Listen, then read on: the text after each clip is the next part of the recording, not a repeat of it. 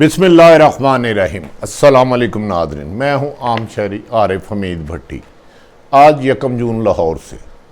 नाज़रीन, मैंने सहाफ़त में एक तवील अरसा गुजारा और सहाफ़ियों के लिए जहाँ जहाँ ज़रूरत पड़ी हज़ारों एहतजाज किए, दिन रात किए।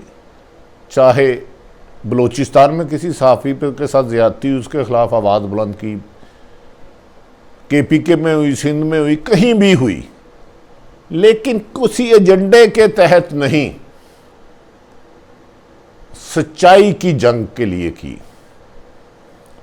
आज भी वेज अवार्ड की आवाज़ आरिफ हमीद भट्टी उठा रहा है। मैं प्रिंट मीडिया में नहीं हूँ। 30 साल रहने के बाद भी प्रिंट मीडिया में आज भी 30 से 40 हज़ार सैलरी है, 50 हज़ार सैलरी है मैक्सिमम, 30 साल नौकरी के बाद भी। नाज़रीन, मैंने कभी भी हमेशा सहाफ़ियों को जोड़ने की कोशिश की, सहाफ़ियों को एक पेज पे लाने की कोशिश की और इसके लिए पूरे पाकिस्तान के विज़िट किए।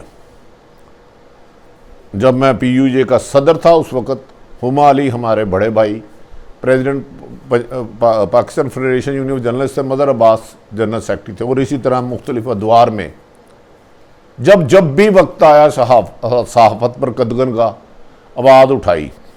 98 में नवाज शरीफ ने जंग अखबार बंद कर दिया, एक पेज 24 पेज की बजाय एक पे आ गया, जिस पे मैं 3 दिन सिर्फ भूख हड़ताली कैंप पे रहा। इस तरह 2007 आया तो जो हो सका किया, लेकिन हमेशा कोशिश की, यूनिटी की, लेकिन सहाफ़ियों को तकसीम करने के लिए बहुत सारी ताकतें जोर आजमा रही। अब मैं इस मौजूदा 2-4 दिन से इशू आ रहा था, मैं इस पर बात ही नहीं करना चाहता था। मैं समझता हूँ कि सहाफ़ियों को एक आवाज़ होना चाहिए सच्चाई के लिए, किसी एक सियासी जमात के या अदारे के लिए नहीं। लेकिन जब मेरे मुल्क को कमज़ोर करने की कोशिश की जाएगी, मेरी पाक फ़ौज को कमज़ोर करने की कोशिश की जाएगी, फिर मैं अपना जितना भी किरदार है अल्लाह के हुक्म से अदा करने की कोशिश करूँगा। क्योंकि इस पाकिस्तान ने मुझे बहुत कुछ दिया। नाइंसाफ़ियाँ भी होती हैं, ज़्यादतियाँ भी होती हैं, जुल्म भी होते हैं, मुझे भी कुछ शिकायत है, लेकिन इसके बावजूद एक आज़ाद माहौल में सांस लेना मेरे लिए दो फ़ख्र है कि मैं मुसलमान हूँ, दूसरा पाकिस्तानी हूँ, सहाफ़ी में बाद में हूँ। नाज़रीन, मुझे आज आपसे बात करने की वजह यह हुई कि मैं थोड़ी देर पहले क्लिप सुन रहा था। दरिंदा सिफ्त, इंसानियत का तजलील, गुजरात का कातल, मोदी के भारत का चंद सहाफ़ियों का। वो कह रहे थे कि पाकिस्तान को कमज़ोर करना है तो पाकिस्तान में कुछ ऐसी आवाज़ें हैं जो फ़ौज के ख़िलाफ़ हैं, कुछ बाहर बैठे हुए फ़ौज के ख़िलाफ़ बोलते हैं, कुछ पाकिस्तान में, और पाकिस्तान की आवाम को बदजन करना, और इसमें भारत अहम किरदार अदा कर सकता है, लेकिन पाकिस्तान के सहाफ़ियों के ज़रिए। और बेशर्मो, पाकिस्तान का कोई भी सहाफ़ी मुल्क दुश्मन नहीं है, जो है कुचला जाएगा। दूसरा, आप क्या समझते हो कि भारतीयों, आपके कहने पे हम अपनी फ़ौज को कमज़ोर करेंगे? नाज़रीन, जिस मुल्क की भी फ़ौज कमज़ोर होती है वहाँ दुश्मन मुल्क की फ़ौजें आ जाती हैं। आज जब मैं क्लिप सुन रहा था, अब मैं आपको ये क्लिप सुनाता हूँ। नाज़रीन, ये क्लिप सुन ले। पाकिस्तान में आप देख रहे हैं कि काफी उनकी जनता एंटी मिलिट्री है, मिलिट्री के बरखिलाफ बहुत स्टेटमेंट्स आते हैं। कई एक जर्नलिस्ट हैं जो कि पाकिस्तान के अंदर नहीं बल्कि बाहर से पाकिस्तान आर्मी को क्रिटिसाइज करते हैं। तो इस चीज को हमें और एनकरेजमेंट देना है। नाज़रीन, आपने क्लिप में सुना होगा भारतीय साजिश क्या है, कि वो कह रहे हैं पाकिस्तान की आवाम को फ़ौज के लिए बदजन करने के लिए पाकिस्तान के मीडिया को इस्तेमाल करें, भारत का मीडिया उसे पुश करे।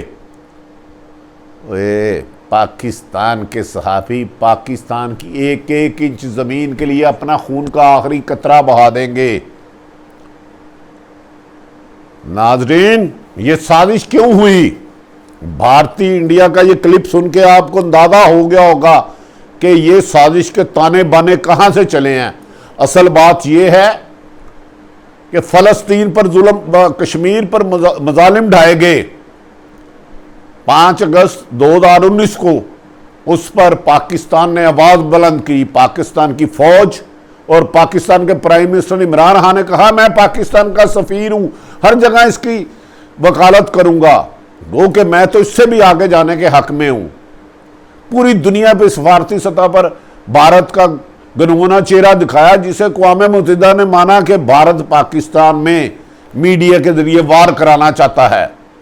एक नाकामी उसको वहां हुई जब पाकिस्तान ने मकबूजा कश्मीर का पाक फौज ने बारहा दफा कमर जवेद बाजवा साहब, प्राइम मिनिस्टर इमरान खान साहब, DGISI जनरल फैज ने बार बार कहा हम कश्मीर की हर अखलाकी तरीके से मदद करेंगे। उसके बाद फलस्तीन का इशू हुआ, फलस्तीन के इशू पर भी इसराइल को शिकस्त फाश हुई,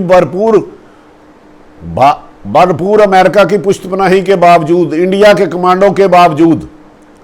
फिर इन्होंने पाकिस्तान से बेस मांगी, एयरबेस अफगानिस्तान से, जब फौज का इनखला शुरू हुआ और ड्रोन हमले, जिस पर वजीर आजम पाकिस्तान और कमर जवेद बाजवा ने वाशगाफ लफ्जों में कह दिया मुमकिन ही नहीं हमारी सरजमीन आप इस्तेमाल कर सके।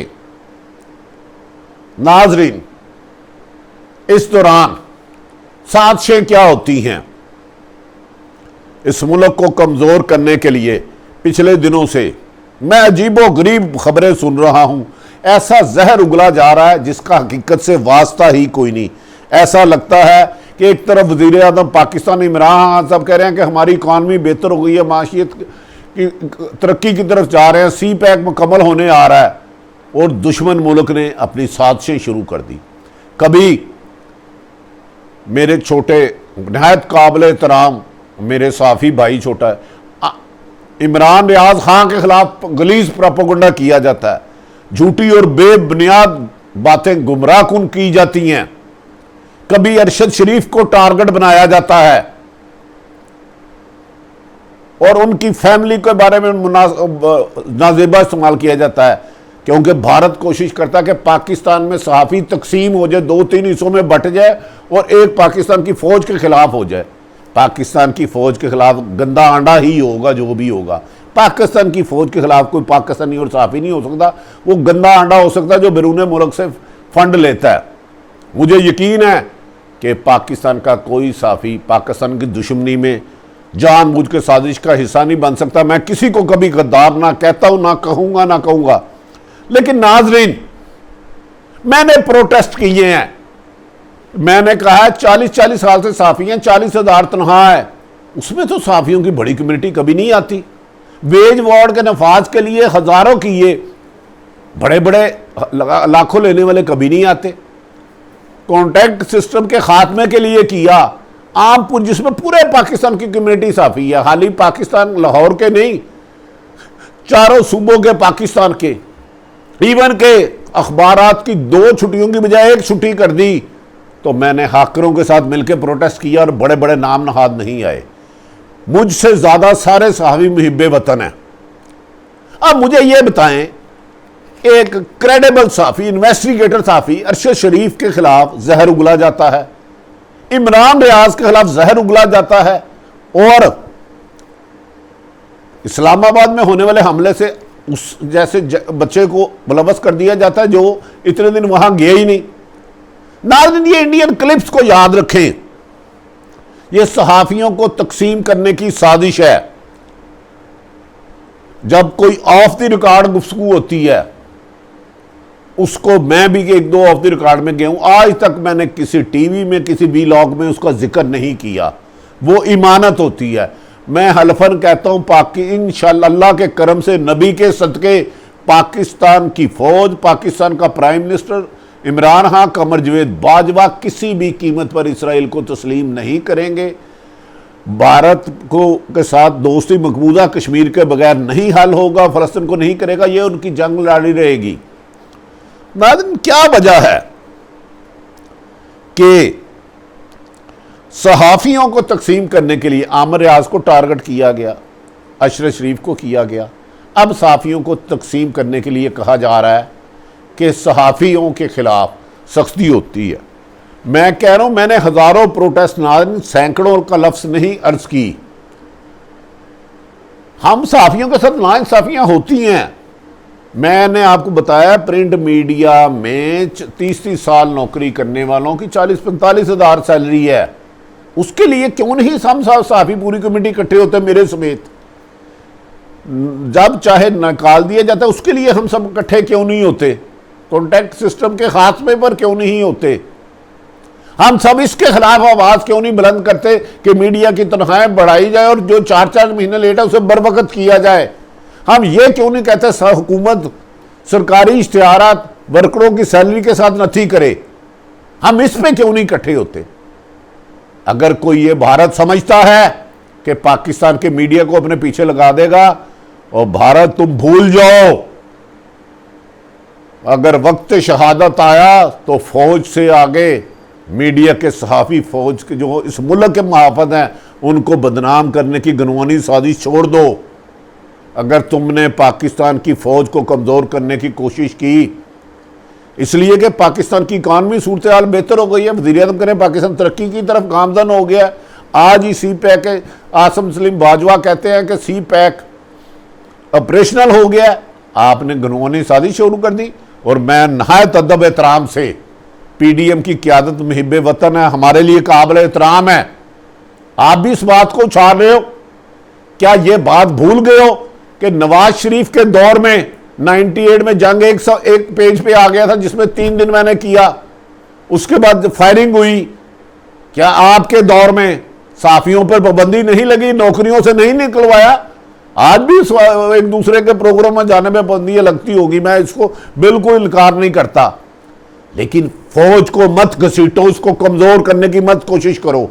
अगर किसी के खिलाफ सबूत है तो उसको सामने लाओ, हर अव्वल दस्ते की तरह मैं आपके साथ खड़ा हूंगा। लेकिन पाकिस्तान को कमजोर कर, नाज़रीन मैंने बारहा कहा कि मैंने हमेशा अवॉइड किया कि साफ़ियों की अगर कहीं तकसीम है तो उसको मिला सकता हूं तो मिलाने की कोशिश करूं, उसमें तफरीक ना पैदा करूं। बदकिस्मती है मुझे भारत का क्लिप सुन के आज ये बात आपसे करना पड़ी।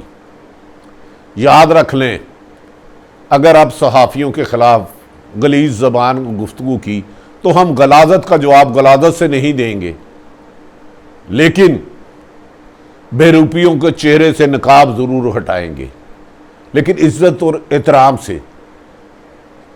साहब सबकी माएँ बहनें बराबर है, बेटियों को, बहनों को, बीवियों को इस गंद में ना लाएं। आपकी कोई साफ़ी है या आम शहरी है या किसी भी इदारे से या किसी भी सियासी जमात से, उनकी माएँ बहनें बेटियाँ हमारी माएँ बहनें बेटियाँ हैं, लोगों की इज़्ज़त करनी सीखो।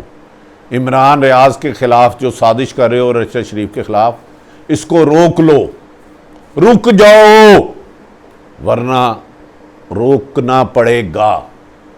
इस पाकिस्तान के खिलाफ मत जहर उगलो, फौज को कमजोर करने की कोशिश मत करो।